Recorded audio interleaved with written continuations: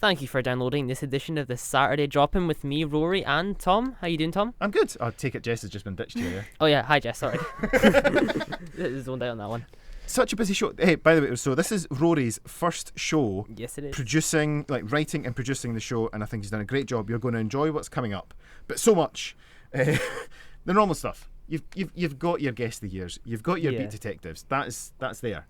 We've got a great interview coming up with Chest Heart Stroke Scotland about the new shop they're opening up in Inverness, and we've also got a kind of a last minute interview with the team behind the Dornoch Music Festival. So if you're going to enjoy that, we'll be catching you on the other side. Yeah, of Let's course. do it. See ya.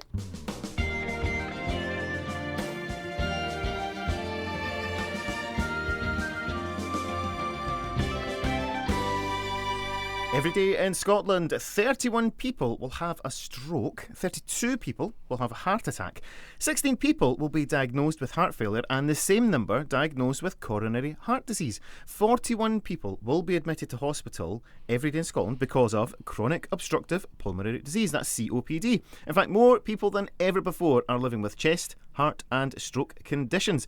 Chest, Heart and Stroke Scotland believe there should be no life halved lived in Scotland, and they aim to make sure that people with chest, heart and stroke conditions and long COVID can do more than survive, they can really live. Here to talk more about CHSS, the charity, and its fundraising is Regional Manager for Inverness, Sally May Collins. Sally, a very warm welcome to the studio. Thanks for coming in to see us. Thank you for having me. Lovely to be here. So that list there that I've given there about the things that Chest, Heart and Stroke Scotland cover, it's such a wide area. But I wonder, just briefly, why do you tell us about the charity and the people that you're aiming to support? Super. So I'm the regional manager on the retail side, so I do deal more with the raising the income. But it's incredibly rewarding to know that income is going to help people with our conditions, and people with stress, heart, stroke conditions, and also long COVID, which we picked up after the pandemic and picked up as one of our conditions to support with. And it's important when people are affected by these conditions because it affects everybody completely individually. There's no one fits all, so it's about understanding them and helping them not just survive whatever's happened to them, but actually really live and get back as much life as they possibly can do.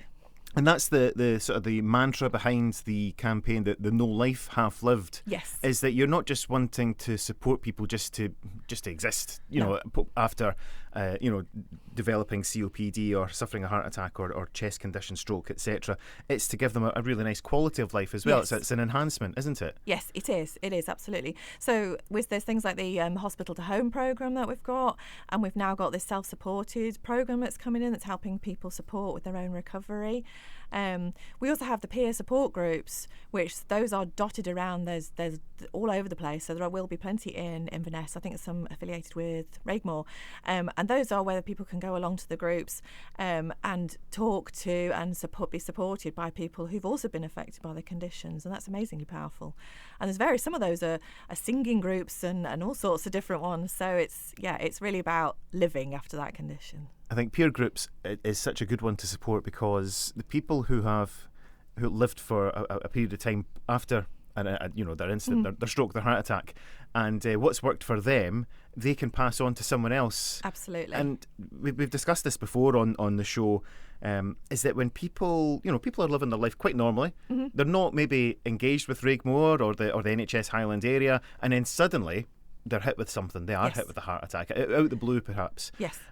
This has all happened to them. Maybe this is over a month, 3 month, 6 month period, and then to actually go into one of these groups must be quite intimidating for people. So a peer support group's really, really positive because it's people just like them who's probably been through the same thing. Absolutely. And our advice line is the place to find out about all these if anybody has been affected. And the guys in the stores, they work incredibly hard, but they don't know everything that we do because we do a huge amount to help these people. So we often signpost to people to the advice line, which is award winning, and I think it's actually our 30 years anniversary of it because it's helped that many people. So that's a great number just to phone up and they can point you in the right direction.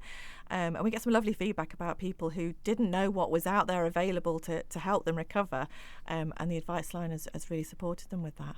Now, we'll give out all the details later on, but we may as well just cover it just now, that for someone who is experiencing, chest, heart and stroke, I love a charity that kind of just tells you exactly what it is. It's exactly what it says in the tin. The Chest, Heart and Stroke Scotland advice line is 0808 801 0899. Now, don't worry, we'll give that out towards the end of the interview again, so if you need that. And there's an email address, adviceline@chss.org.uk.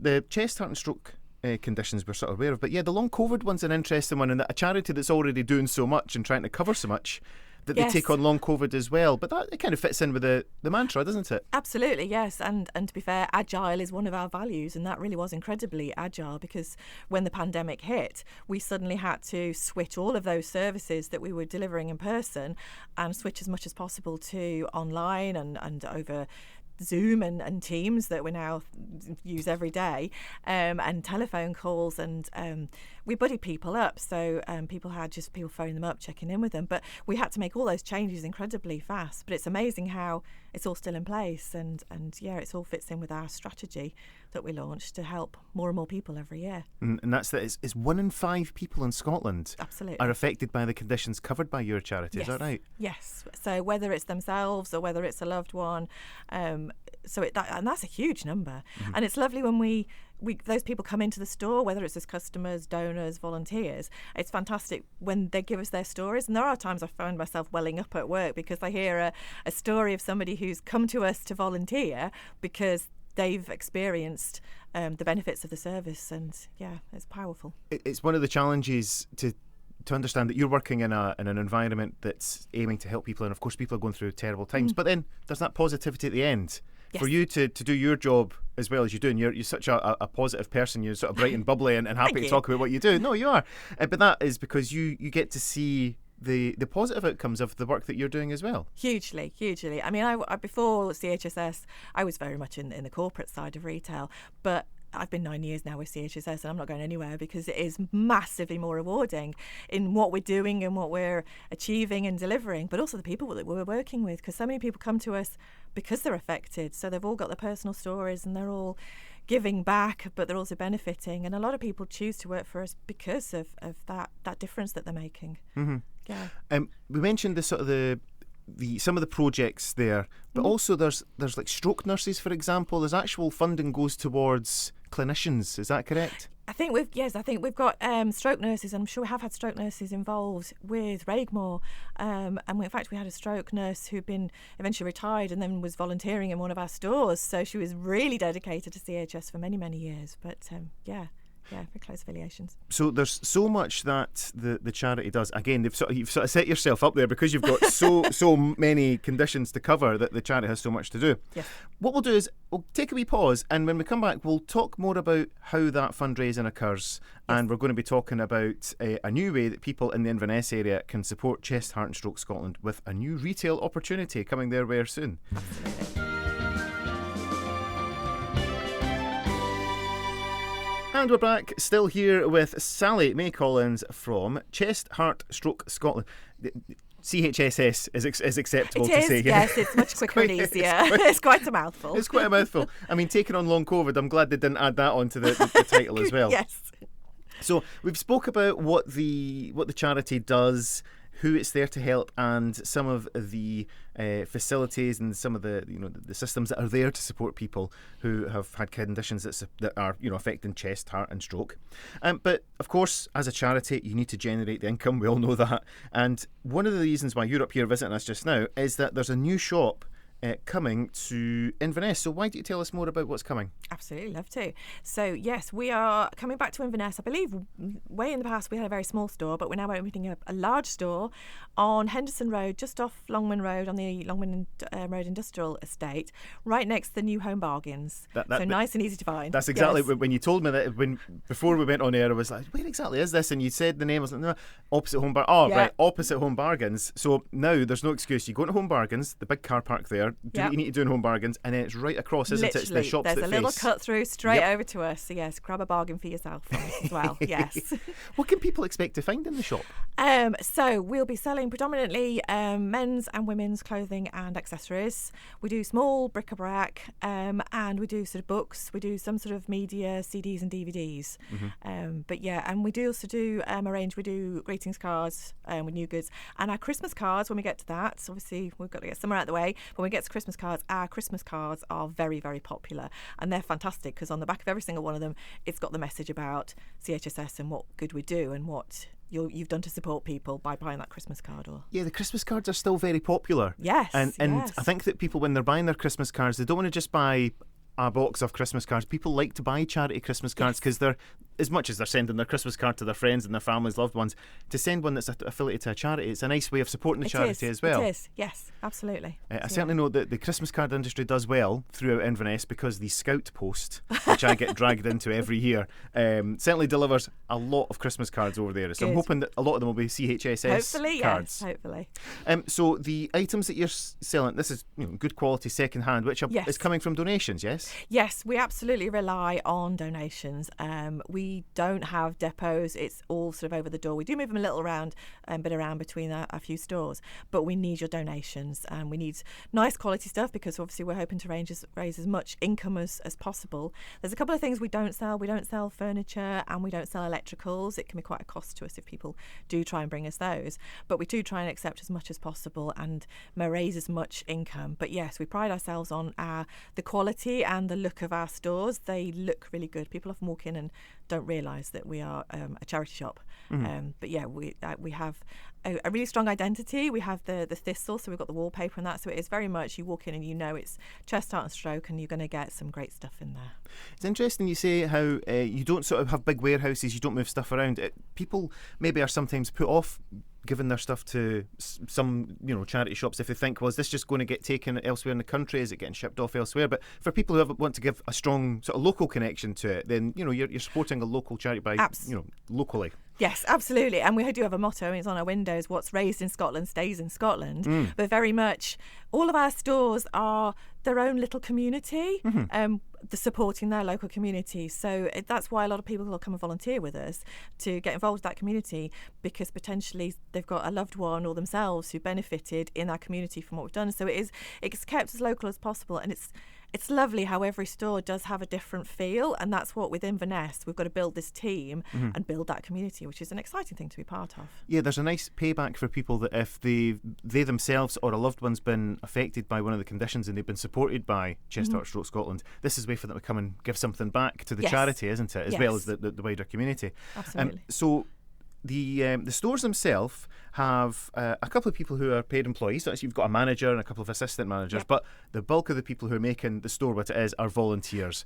How many people does it take to run a store? It takes, for the store to the size we've got, it's about 35 to 40 volunteers. So that's a lot. That's a lot, yeah. It is a lot, but it varies hugely. So we'll get some volunteers who maybe just can manage 3 hours a week, and you'll get others who'll come in every afternoon. It's just whatever they can give, want to give, choose to give, we're happy to accept as much as they can give us.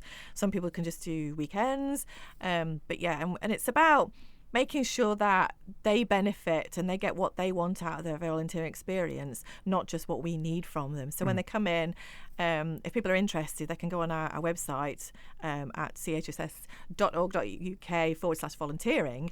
That'll take you to apply, and we get people in to come in and have a chat with us and look around the store, get involved in what the job looks like. So when we talk to them about what do they want to get out of it, what's their motivation, where would they like to be in the store, and we get some people who are very, very nervous and they say, I just want to be through the back. So we think, great. Other people are like, no, I don't want to be involved in handling the clothes. I just want to be on the till. We accommodate that. But that's interesting. Yeah. You can find as much as possible people's individual preferences that they can fulfil that. Yes, no, totally. And it's lovely when you get somebody who comes to us who is very nervous and shy, and actually they just fit into our community, become part of the team, and you see them growing and developing in their confidence, and then they actually get the experience and they go off and get a paid job somewhere, and that's fantastic to see. So So yes, different types of volunteer at different parts of our lives. You'll have people who are younger, who are maybe just looking to get some experience on a CV to make them, more employable in the job in the workplace. But then people maybe later on in life are maybe they've gone part-time in their real job, maybe they've retired, and maybe this is just something to have a bit of social aspect to it, isn't there? Absolutely, and that's what it's important to find out. Why are they coming to us? So if it may be somebody fresh out of school who they're very nervous, they need something to put on the CV, and they come to us, and we can give them as much experience. We can show them till work and merchandising and stock control, which gives them a lot to put on there. They often then don't stay with us, they grow and develop. But then, as you say, yes, people often retire, but they've been used to that structure and those people and that community, so they just come back and that's fantastic. They get really involved. You get people who just like being part of the community. They just like to be involved, and they volunteer in lots of different places, which is fantastic because that all helps with our local community connections. We get people who maybe struggle to get paid employment. It may be through some capability, and an awful lot of people who maybe struggle with their mental health. And actually volunteering is fantastically beneficial for them because there's no pressure on them. They haven't got to come in if they're having a tough day, but actually coming into us, we can support them, we can take it at their pace, and you often see they really benefit from it. So that can be really rewarding. That's really positive to hear that you're so accommodating, that if people, whatever they're maybe they do have a condition, maybe they have additional support needs, and just on that particular day they just can't.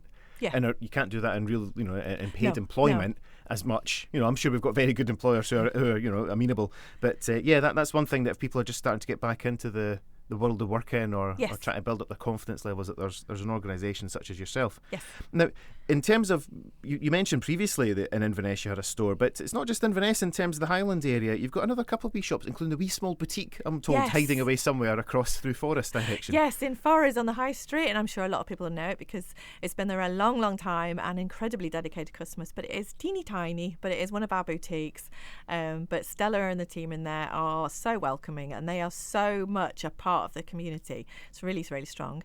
And on the flip side, in Elgin, we've got a really, really big, one of our biggest and so far most profitable store that we tried a couple of years ago, and we'd not been on a retail park before, and we thought we'll give it a go, and we were bowled over by how well it's gone. So that's now become permanent, and when we get stores that are in sort of little sort of groups together, little clusters, it does help because they support each other with staffing, they support each other with stock. So it's very much that collective working. We all work together and very people focused. So that's lovely. It sounds really welcoming and rewarding at the same time. So that's lovely.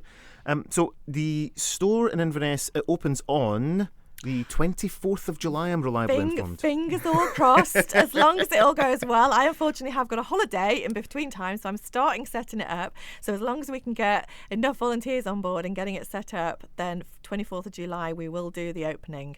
There's a real incentive to be in early for your volunteer, because you've got a chance to sort of build it and help make it your own wee group as well. Yes, absolutely, because as I said, they're all like their own little community. So when you get the volunteers who start with us during that stage of setting it up, and they're involved in setting it up, everybody gets to know each other.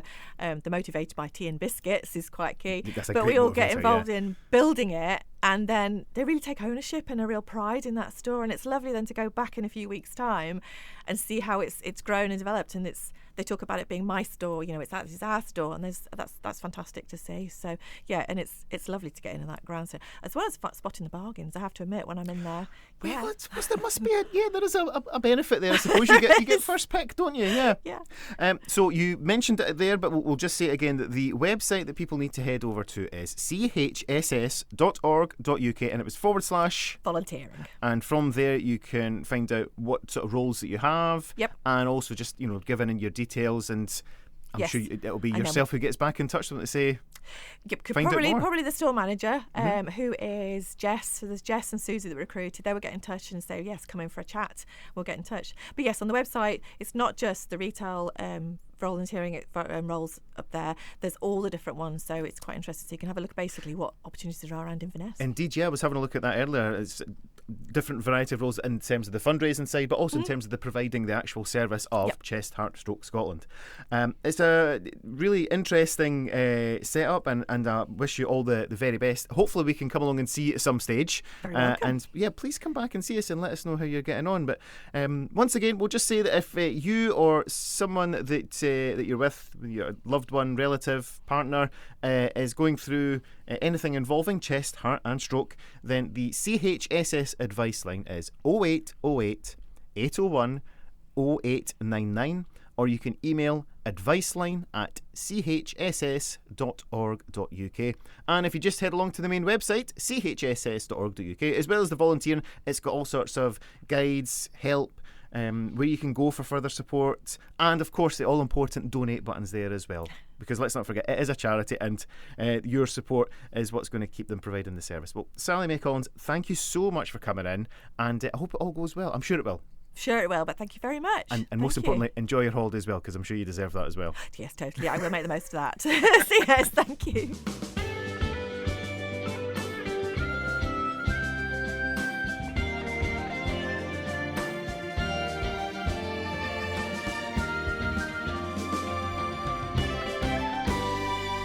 Now, despite what the weather might be trying to tell you, we are coming into the summer here in the Highlands, and the summer means some great outdoor events taking place, and one of them, coming up in just a couple of weeks' time, is going to be the Dornoch, Music and Beer Festival. But that doesn't necessarily put across exactly what's happening up at Dornoch in a couple of weeks' time. So we've fortunately got one of the key organisers and his hype man by his side. Stuart and Joe join us from the Dornoch Festival. Guys, welcome along to the studio. Thank you so much for popping in to see us. Thank you for inviting us. To be here. Yeah, it's great to have you. A great festival coming up into its second year. Lots of great bands coming up, lots to talk about. So why don't you just give us an overview? I mean, what is, for those that don't know, the Dornoch Music and Beer Festival? Tell us, where's it come from? Stuart, where's it going? It has come from a mad idea between Kenny and myself to put on a local beer festival. Well, originally it was meant to be a beer festival for the community of Dornoch, because there was nothing like that in the area. And it kind of grew arms and legs, and is now an fully outdoor festival. We will be seeing crowds of probably about 7,000 people over 2 days. We're expecting a sellout show, because we sold out last year, and it's something that the community is crying out for. There's nothing like it in Sutherland. In Sutherland, yeah.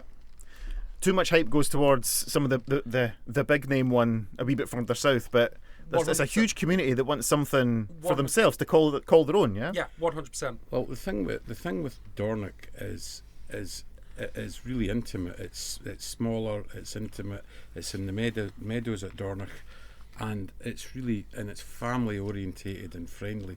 It's just good fun. It's a great day out. I mean, from 3 to 80 years old will go along and love it, because there was great people last year. We had some people just swinging their panties, giving it large, and it was great. And they weren't spring chickens, and they were loving it, you know. And the lineup this year's phenomenal as well. I mean, come on, the Hoosiers coming to play in the Highlands. I think that's a great shout, you know. It is. Well, that was Stuart's favourite band. Stuart booked them. Stuart books the band, so it's so he said last year, he says, I want the Hoosiers, and we were like, okay then, and he did. He booked the Hoosiers, so what a lineup! It's brilliant. It's well supported. You're sold out last year. I'm hoping ticket sales are doing well just now. Of course, there's still a website you can go to, which we'll touch on just now, but clearly people are crying out for it. 100%. But that doesn't make it any easier for organising. It must be a hell of a stress to put on. It is. It's an absolute headache. That kind of event. Yeah, when you're trying to juggle family life, you're trying to juggle your normal day job, and then you've got this festival, and you've got probably about 200 different people that'll be dropping you emails to do with different parts of the festival that they're specifically involved with, and you're trying. If you forget about one thing for one day, it suddenly grows arms and legs. And actually, sometimes we make mistakes with replying to people. Well, this morning we're proven. But the reply all button can always catch you out. So it's with the beer side of things. That's how it sort of started out, but it's developed and grown to be this family orientated festival.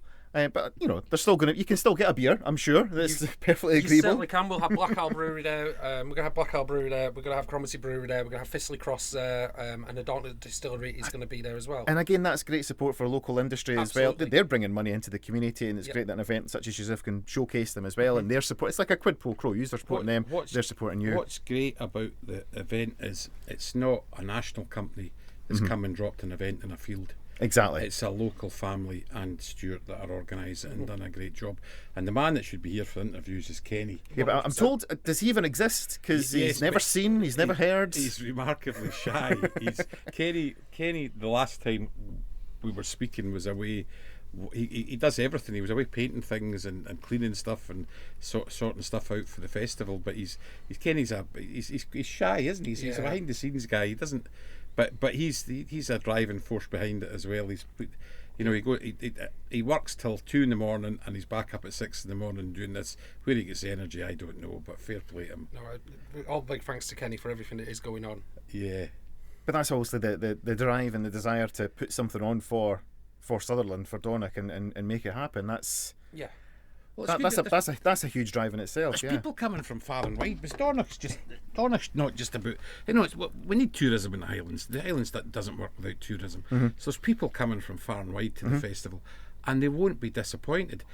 And the other things, there's another big festival on at the end of the month, but this is a nice warm-up one for people. Well, yeah, I don't think warm-up's doing yourself justice there. I think this is it's a different vibe. It's a different vibe. They can come along and get into the frame of mind and get ready for the next one. It's festival season in Scotland, and this is another choice in the Highlands because apart from you had a couple. This is fresh. This is new. This is exciting. It's different, and it's got a really good vibe.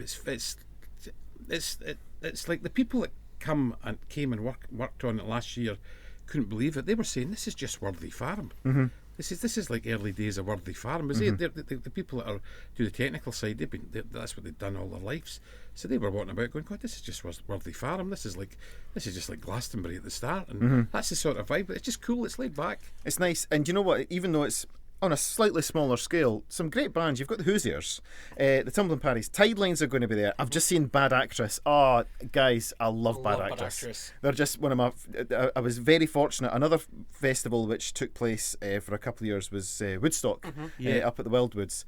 And I got to bring Bad Actress on at the last one, and I love them. They're such a good buzz and nice, just genuinely nice guys as well. The Wellerman, we've got Beat the Drum. That's a Run Rig sort of. The Run Rig experience. With Glansfield, there's quite a country vibe as well. I'm looking, Erin Ponsonby, Barton Bannon, Lucy Tay. That's kind of got Friday's got a country vibe, and it's really good. And people, the Tumbling Paddies were at Eden Court recently and sold the place out, and everybody was raving about how good the show was. I mean, you'll really see the Tumbling Paddies up in Dornoch because of they're free, they're liberated. It's outside.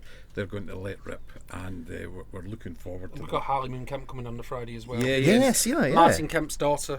Ah, right. Yeah, so she's doing really well. She's been on ITV and things like that recently. Yep, and she's booked an extra room, so we don't know if she's taking her brother or her father up for the weekend with her for Dornoch for the festival. So there could be a bit of celebrity. That'd be a good surprise. Well, imagine bringing Roscoe. There's a bit of celebrity vibe. Here's Martin Kent, ex-Spandau Ballet, Sanders fave, everyone cutting about the festival, quite the thing. Even if the music's not drawn you in, and to be honest, I think it should, but we've got the family zone as well. You're making sure that this is, a nice family experience. So tell us about what you've got to draw families into the event. So the family zone this year will be in its own dedicated area of the field, under kind of 2 roofs, and it's going to be run by Rock School Academy. Now, for folk who don't know the Rock School, if you go to the Eden Court, it's on the ground floor next to the food court area. They're a charity, and during the week they sort of put on events for kids of all ages to get them into music.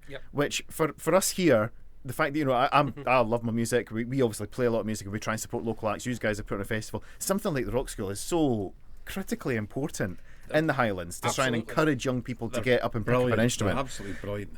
And they will have kids that come along for the day, and they will be playing instruments by the end of the day and playing in a band. Absolutely, and that's just phenomenal. The passion behind the people behind Rock School is infectious as well. They're just... Well, I had a conversation with Rod, and Rod says on the Friday he reckons he can put together a group of children that have never played in a band before and get them to perform on a little second stage that's happening in that area. So no experience. Rod reckons, that he can get them together to perform one song. So I'm really looking forward to that. And I believe him, by the way. He's absolutely. If he says he's going to do it, he'll do it. He'll happen. Absolutely. He'll do it. Their enthusiasm is infectious. They're also running our Dornoch Highlands Stars. Okay. So we opened a competition to up and coming artists, people that might just be starting out. And they will be coming and doing live auditions on the Friday. We'll have a judging panel, and then the winner of that will get to open the stage on Saturday. Oh, wow. Yes. And there's a fun fair and all sorts of stuff. Well, I see that, yeah, fun fair. Face painting, can't be that. Some martial art displays, activities and games. Yeah, there's going to be cowboy hat decorating for the kids. There's going to be free kids games going up, things happening.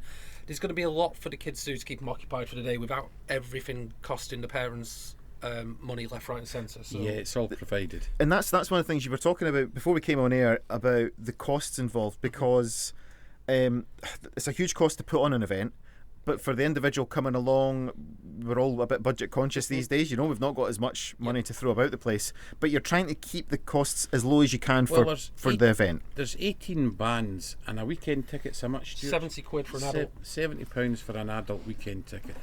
And I don't know if you can do the maths. What does it work out at? £3 or £4 a band? Something like that, yeah. Absolutely. And so there's phenomenal value. If you just go in one day, a day ticket's £40, and when you go along as well, the costs for the food and the drink, it's bar prices, it's pub prices. Yeah, you said that. Yeah, it's decent. Like £6 for a beer. I think if you're going out on a night out in Inverness, that's what you're expecting to pay. So it's pretty fair, Yeah, soft drinks as well are kept reasonable. Obviously, we want to. Soft drinks are kept reasonable for the kids as well, and all the food prices. We kept low. We're one of the only festivals and events where we don't charge our vendors pitch fees, so they don't need to inflate their prices to make to try and make themselves some profit.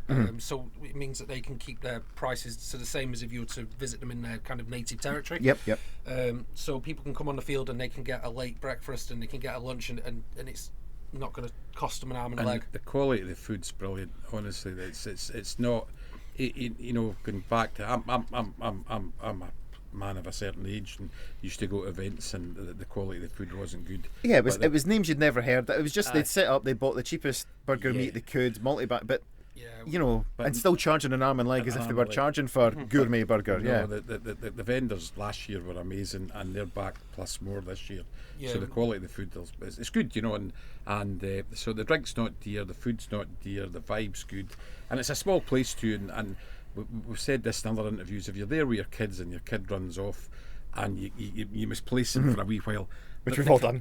Which we've all done. You can't go far. You know what I mean? I'm taking my grandson to the circus later on, and good God, that'll be entertaining. Because he's be trying to tie him to me to keep a hold of him, as he's like a loose cannon. Yeah, some confirmed. There are some unconfirmed food vendors. I've got the Angry Seagull. I've got Salt and Chili Noodle Bar. I've got other ones from your website that maybe need updated. Yeah. I'll say no more. Yeah, the other guy's good. The Angry Seagull's good as well.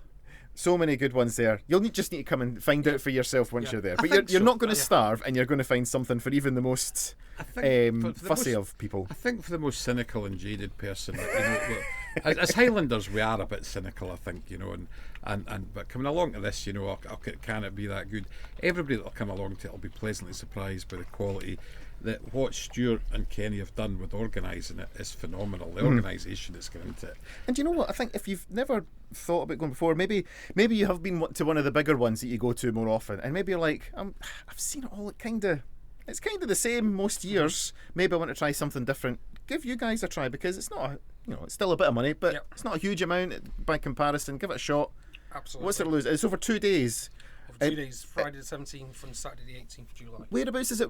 In Dornoch.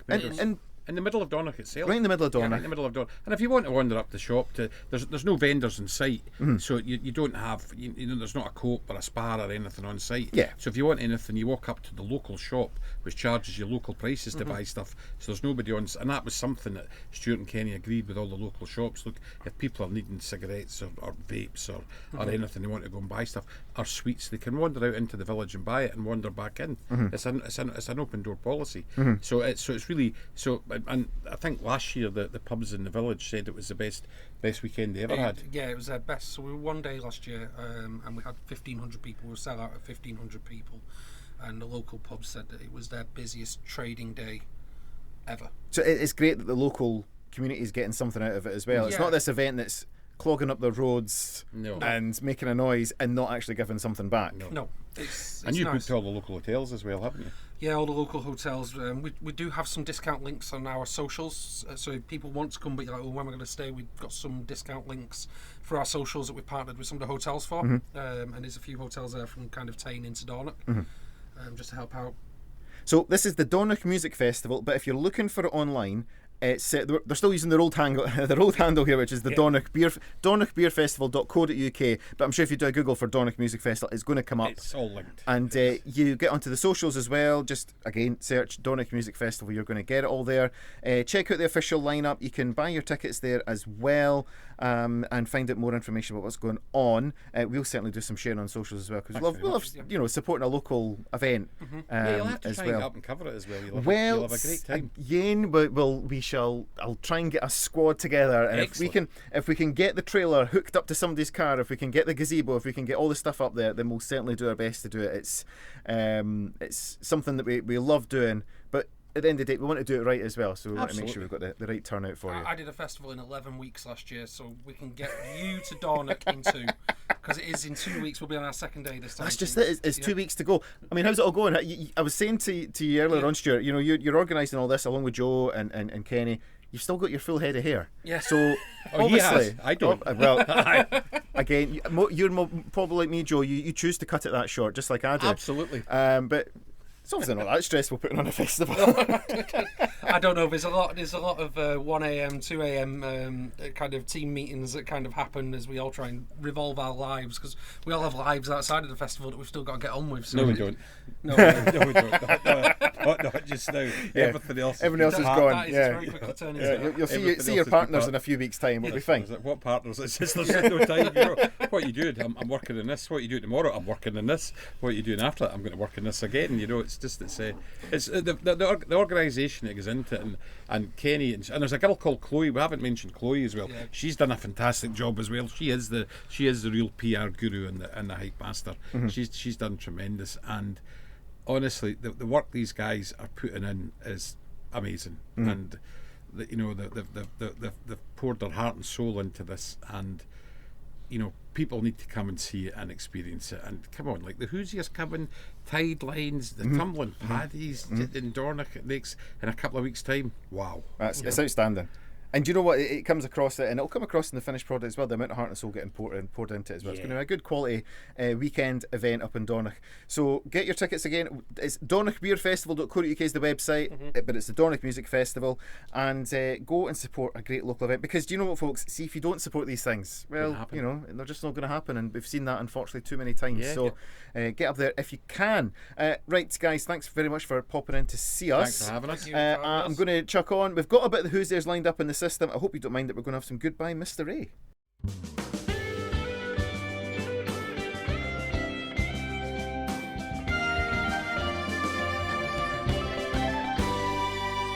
So our Beat Detective, every week we have the last song of the show.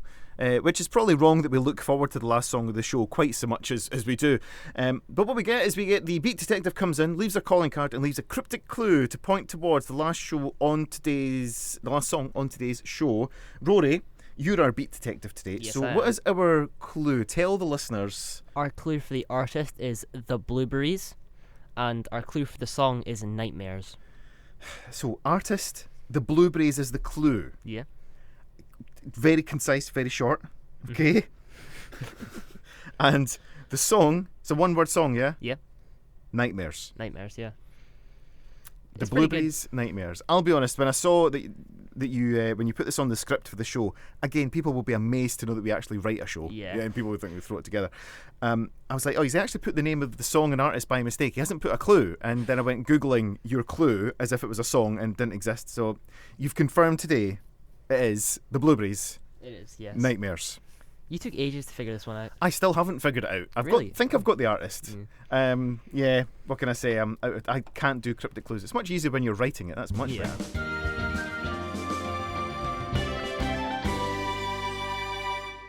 That was Lady Gaga Poker Face. Now, coming into our guest of the year, we're going to run through some things from this year, and you're going to try and guess it. Tom, would you like to go first? Sure, I've got some TV data for you here. ITV announced its teletext service would be discontinued within 6 months due to mounting losses and no viable business model. Now, I've just messaged Shannon, who's usually with us, saying I'm really struggling being surrounded by teenagers. So I'm going to ask the room, does anybody in this room know what teletext was? It was like things. Oh, there's James. Well, in the James, background. thankfully, there's somebody from my generation nearby. Teletext. So before you had the internet, right? Before you had the internet, right? To get information like news and football scores and book a holiday, you press the button on your television remote control. And again, so television was this thing, and it came up with like this blocky text, and you had to type in a number, and that took you to a page. So okay, yeah, trust me, it worked. Okay. Anyway, because of course the internet was a thing now, nobody was looking at teletext, so it was going to shut down. It was the end of the era for the old text-based info service millions grew up with. Yes, I did. Doctor Who. Oh, again, it's always some Doctor Who stuff with you. There has to be. Doctor Who saw a regeneration story arc, The End of Time. Spoiler alert, it doesn't, because they keep bringing in new versions of it. Specials aired over Christmas and New Year, with the 10th Doctor's Farewell in Part 2 pulling 10.4 million viewers and a 36% audience share as David Tennant handed over to Matt Smith. I do know that he is the 10th Doctor, I did know that. Pointless, the BBC quiz show hosted by Alexander Armstrong and Richard Osman, first aired and quietly became one of the most popular British game shows. So it's the year that we first saw Pointless. I thought it would be older. I'll be honest, I kind of thought it would be as well, but obviously not. Breaking Bad entered its second season, introducing fan favourite characters like Saul Goodman and Gus Fring. The show would go on to become one of the most acclaimed dramas in television history, sweeping at the Emmys. Do you know, I've only ever seen the first series of Breaking Bad. I couldn't get into it. We tried watching it, it just didn't really do it for us. Yeah, I'm watching it with my granny right now. It's so good. Oh my god. It's such a cross-generational thing. It is, yeah. And Susan Boyle, friend of the show, Susan Boyle, not quite.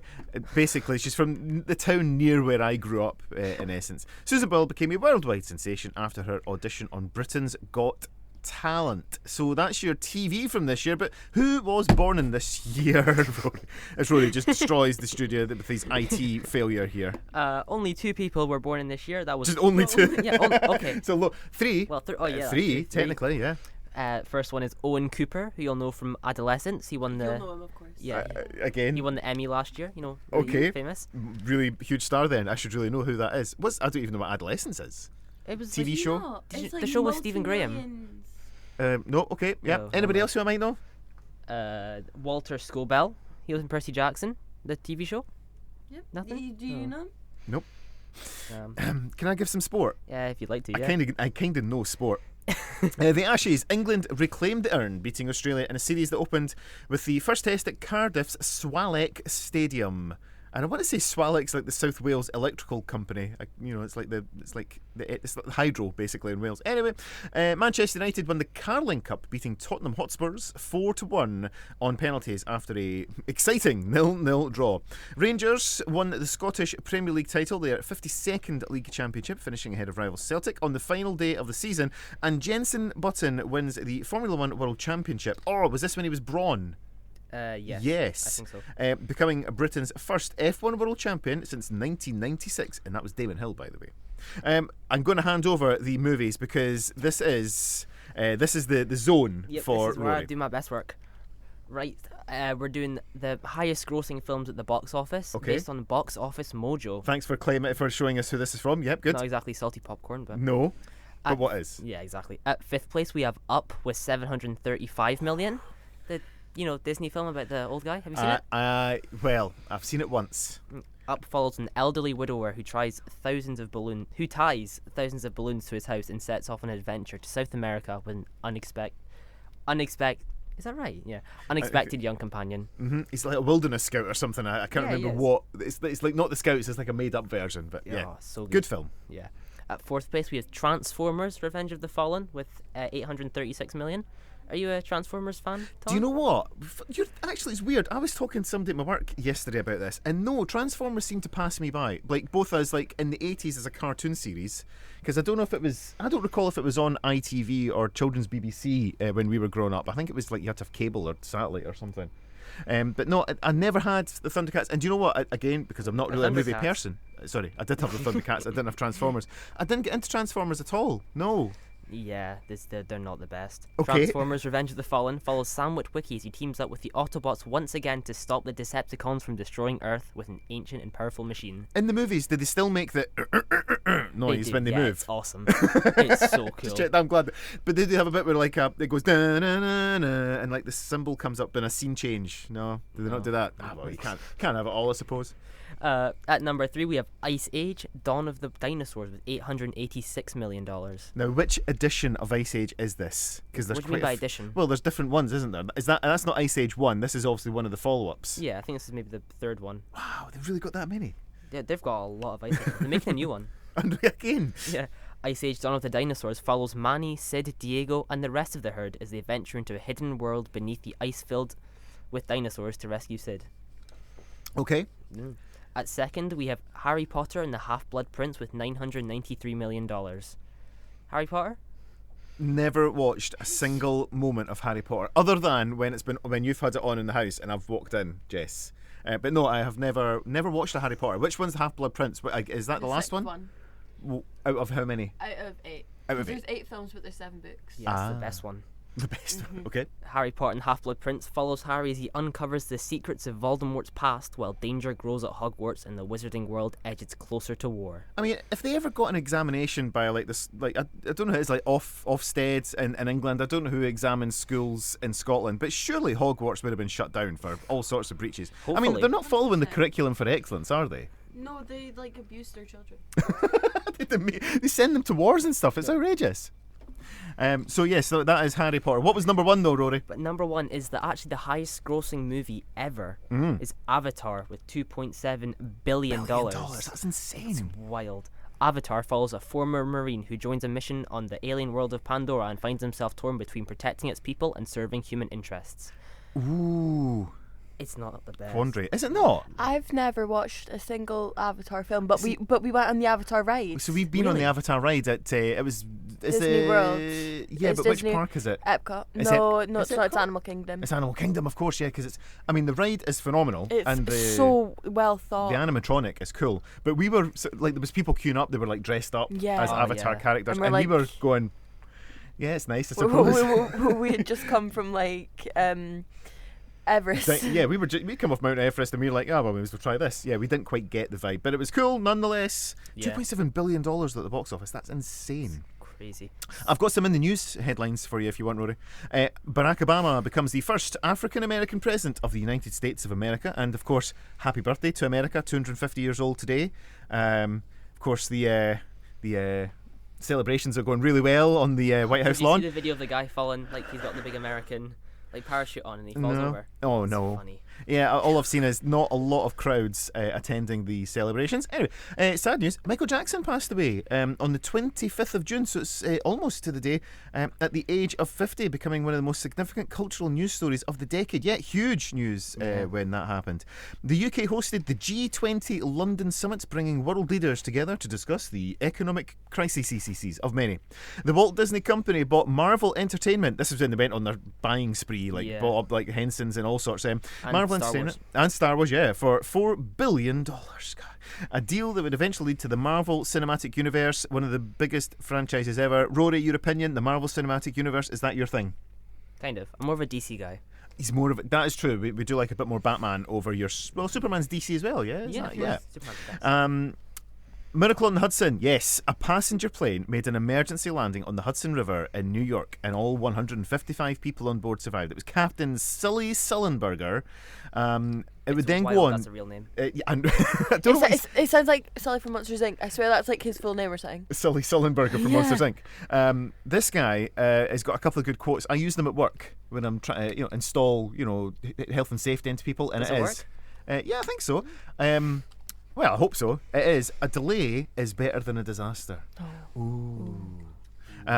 So that happened in this year. There's also another notable news event that took place. A certain hospital radio presenter, an all-round, nice gentleman indeed, Oh. Rory. Well, here's the thing, Rory. Yeah. How do you pronounce your surname? How do you think I pronounce my Is surname? it Galley? Yeah. Oh, I thought I was going to do Gale there, but there's a double L. Rory Galley is born in this year.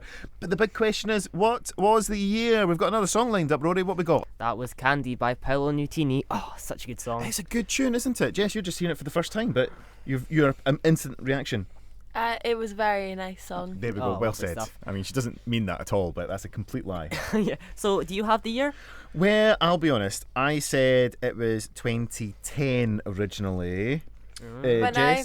Jess, you were. When you were reading out all the clues during my show, Mhm. it did seem like it was 2010. However, we have had a correct guess come in on We have, WhatsApp on 01463 704 500. Friend of the show. I'd say relative of the show as well, because Shannon's mum, even though Shannon's not here, Shannon's mum still tunes in, and that's great. She got in and she got the right year. Rory, tell us, what was the year? 2009.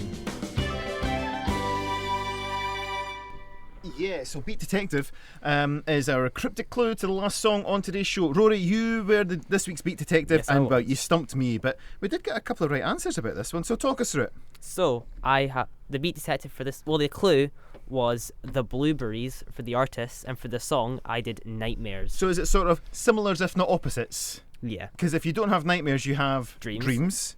and something similar to the Blueberries might be. Jess got this one. The Cranberries. Is it the Cranberries and Dreams as the final It song is. of today's show? Well Rory? done. Yep, good job. You hit go on that one. And coming up in just a few moments' time is going to be Jimmy's Jangles. I went through to speak to James to ask him, describe the show to me.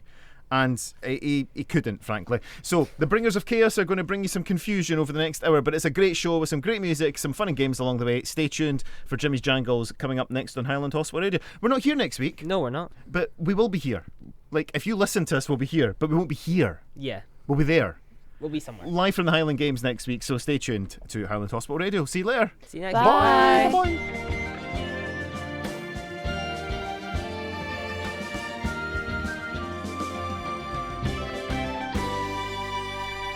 Well, that was your show. How was it for you, Rory? That was very good. Rory, I think you've done a great job there. Great job writing the show in advance. The show notes, the programme notes were all good. Yeah. Your running the desk was great. You've got the banter. There was a great, and from one rocker to another line. Did you remember that yeah. one? That was good. Apart from when I deafened them. There was a slight deafening of the listeners, Just, but just a little heart attack. do you know what? Just a little hard. Sometimes we don't want little heart attacks in the No, hospital. no. That's not good. Well, if you had to have one, this is the best place to be. Do you know what? I've kind of said that. Yeah, absolutely. How did you enjoy yourself? Oh, I loved it. Yeah, it's That good was fun. Yeah. brilliant. Yeah. You're going to keep coming back. No.